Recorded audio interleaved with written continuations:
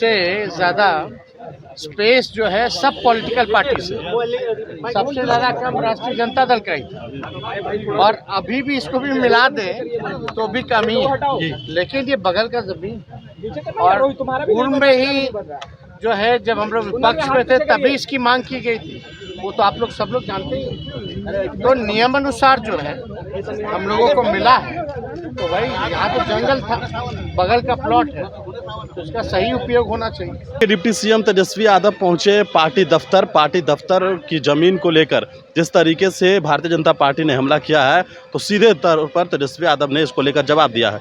राष्ट्रीय जनता दल को जो पार्टी दफ्तर है वो काफ़ी छोटा है, लेकिन जो राज्य सरकार के तरफ से यह पत्र लिखकर जो ज़मीन मांगा जा रहा था, कई सालों से इस बात को लेकर चर्चा हो रही थी कि आरजेडी का जो दफ्तर है वो बड़ा किया जाएगा, लेकिन आज जो है इसमें काम लग गया है। जो आरजेडी की बगल वाली ज़मीन थी उस ज़मीन को आवंटित कर दिया गया है, और उसके साथ ही आज बिहार के डिप्टी सीएम तेजस्वी यादव भी यहाँ पर पहुँचे। तेजस्वी यादव ने सीधे तौर पर कहा है कि ये जो पार्टी का ज़मीन है, तो भारतीय जनता पार्टी की जो बात कह रही है कि यहाँ ज़मीन की क्या ज़रूरत है, दफ्तर को बड़ा करने की क्या ज़रूरत है, तो तेजस्वी यादव ने सीधे तौर पर खुद उस बात को कहा है कि अभी भी सबसे छोटी पार्टी का जो ज़मीन है वो मेरा ही है, क्योंकि भारतीय जनता पार्टी के जिस तरीके का जो दफ्तर है उससे भी छोटी हमारी पार्टी की जो ज़मीन है वो है।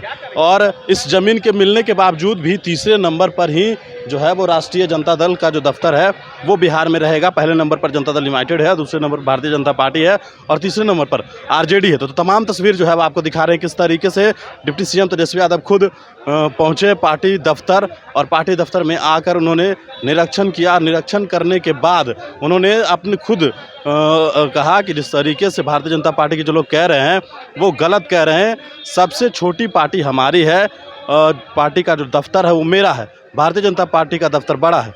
ये बात खुद कहते हुए नजर आ रहे हैं तेजस्वी यादव। पहले इस बयान को सुनिए। पूछो ना यार, जमीन मिला है, जमीन को भी लेकर राजनीति की जा रही है बीजेपी के तरफ से।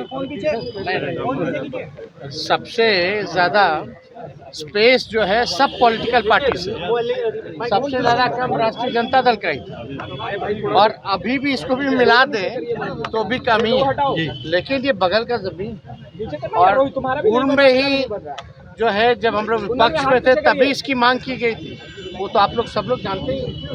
तो नियम अनुसार जो है हम लोगों को मिला है, तो भाई यहाँ तो जंगल था, बगल का प्लॉट है, तो इसका सही उपयोग होना चाहिए, वो हुआ। तेजस्वी जी जो बार बार ये कहती है, तेजस्वी जी बीजेपी जो बार बार कहती है कि जो आरजेडी है वो कोई विकास का काम नहीं करती है, लेकिन आप लगातार अभी देखिए गडकरी से मिले, बिहार में विकास की बात आप लगातार कर रहे हैं। ये भी कह रहे हैं कि जो लोग कहते हैं कि विकास नहीं किया, इन 17 सालों में आगे भी आप सिर्फ काम करेंगे, बोलेंगे नहीं। तो तेजस्वी जी बीजेपी को आप क्या कहेंगे? कहता बिहार में विकास ही नहीं हो रहा है। भूल गए हैं कि केंद्र में सरकार जो है वो एनडीए की है, बीजेपी की है, और 2 करोड़ रोजगार देने चले। उसका क्या हुआ?